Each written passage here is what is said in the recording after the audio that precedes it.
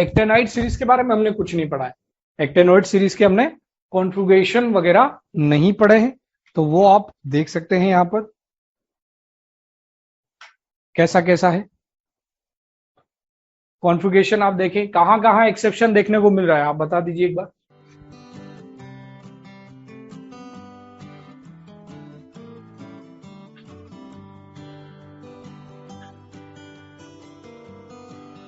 तो आपको कहां कहां एक्सेप्शन देखने को मिल रहा है? नहीं दिखा कुछ भी?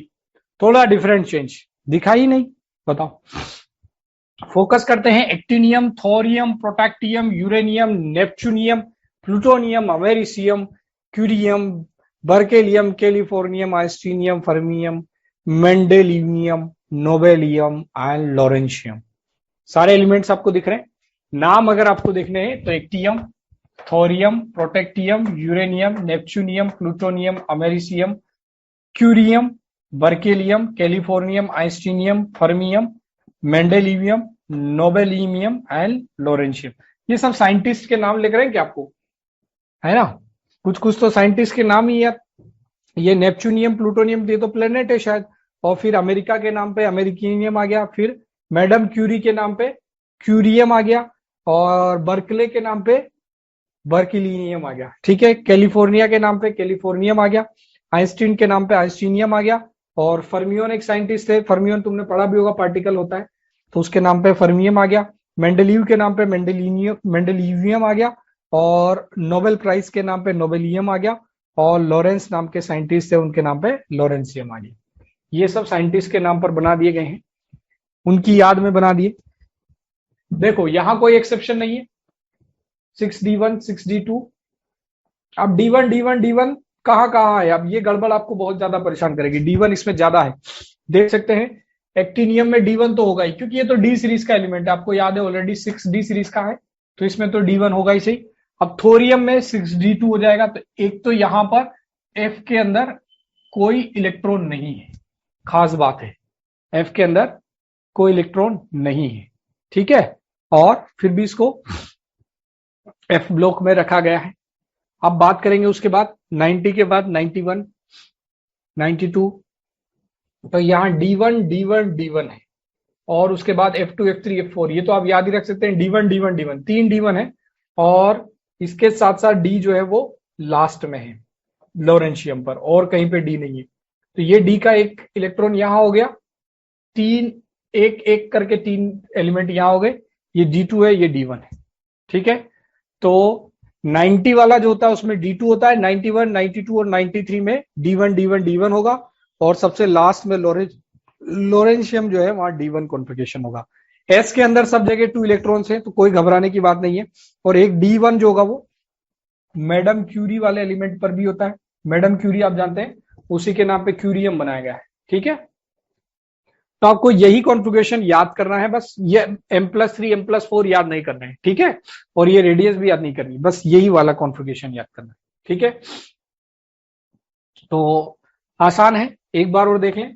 जो 90 वाला एलिमेंट है उसमें आपके D2 होगा, 91, 92, 93 में D1 D1 D1 होगा। मैडम क्यूरी वाला जो एलिमेंट है, मैडम क्यूरी 96, उसमें भी D1 होगा, और लॉरेंशियम जो है उसमें भी D1 होगा। ठीक है, तो 91, 92, 93 एंड 96 और 103 पर D1 D1 D1 होगा, 90 पर D2 होगा। 7s के अंदर सब जगह दो दो इलेक्ट्रॉन है, तो कोई टेंशन वाली बात नहीं। 7s के अंदर सब दो दो इलेक्ट्रॉन है, और जो बाकी बच गए वो F के अंदर डालने हैं। तो F के अंदर आप देखेंगे 2 3 4 5, 5 नहीं है, 6 7, 7 है, 9 10 11 12 13। तो ये याद करने की जरूरत नहीं आपको, कहाँ 6 आएगा, कहाँ 7 आएगा, कहाँ 5 नहीं आएगा, वो तो आप ऑलरेडी याद कर सकते हैं। अगर आपने D और S के इलेक्ट्रॉन भर दिए तो उसके बाद जो बचेगा वो क्या होगा? वो F में ही जाएगा। तो जितने बचे उसको F में डाल दो। ठीक है, क्लियर? तो इस तरीके से आप इनको देख सकते हैं। ये इनका कॉन्फ़िगरेशन होता है। रेडियस वगैरह की बातें आप देखना चाहें तो देख सकते हैं, इनको याद करने की जरूरत नहीं है रेडियस को, और ये M+3 कॉन्फ़िगरेशन वगैरह सब। M+3 में आप सब जगह देख सकते हैं D के अंदर कोई इलेक्ट्रॉन नहीं होगा। 3 निकालेंगे तो यहां से D और S से निकल जाएगा, F0 हो जाएगा। 3 निकालेंगे तो D और S का निकल जाएगा, F1 बन जाएगा। इस तरीके से कॉन्फ़िगरेशन बनता जाएगा। तो अगर M+3 कॉन्फ़िगरेशन की बात करें तो बहुत आसान है, 0 से लेकर 14 तक, F0, F1, F2, F3, F4, F5, F6, F7, F8, F9, F10, F11, 12, 13, 14। तो इसमें कोई एक्सेप्शन नहीं है M+3 कॉन्फ़िगरेशन की बात करें तो, ठीक है। आयनिक साइज, ऑक्सीडेशन स्टेट। अब ऑक्सीडेशन स्टेट में हम देख सकते हैं कुछ कुछ एलिमेंट्स की, यहाँ ऑक्सीडेशन स्टेट लिखी हुई है, तो एक्टिनियम में 3 होता है और +3 ऑक्सीडेशन स्टेट सबका स्टेबल है।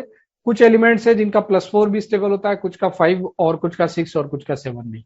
तो इसमें ज्यादा डिटेल में याद करने की जरूरत नहीं है ऑक्सीडेशन स्टेट में, बस इतना याद रख ले कि +3 सबका स्टेबल होता है, कुछ एलिमेंट्स +4, +5 एंड 6 एंड 7 भी स्टेबल होते हैं।